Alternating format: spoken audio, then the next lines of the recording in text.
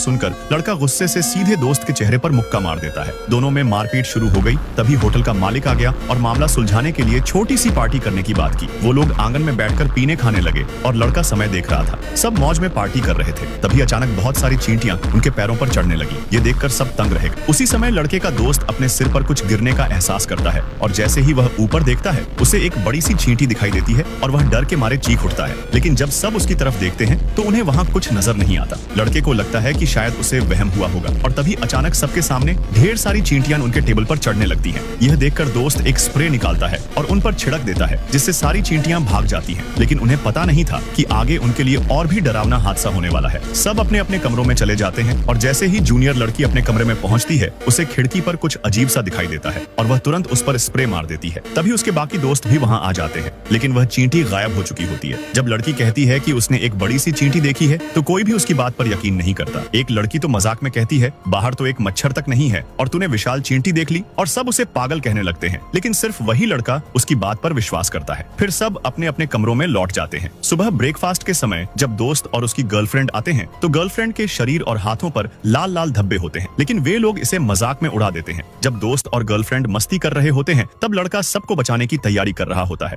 और जूनियर लड़की दौड़कर उसके पास आती है और उसका साथ देने लगती है। लेकिन तभी लड़के को एक एहसास होता है कि कुछ ही समय में सब भागकर एक सुनसान जगह पहुंचते हैं और तभी चींटियों का झुंड उन पर टूट पड़ता है। जूनियर लड़की लड़के को बचाने के लिए उसे धक्का दे देती है लेकिन खुद चींटियों के झुंड में गिर जाती है और सब डर के मारे चीखने लगते हैं। तभी लड़का फिर से उसी पल में लौट आता है जहां जूनियर लड़की दौड़कर उसके पास आई थी।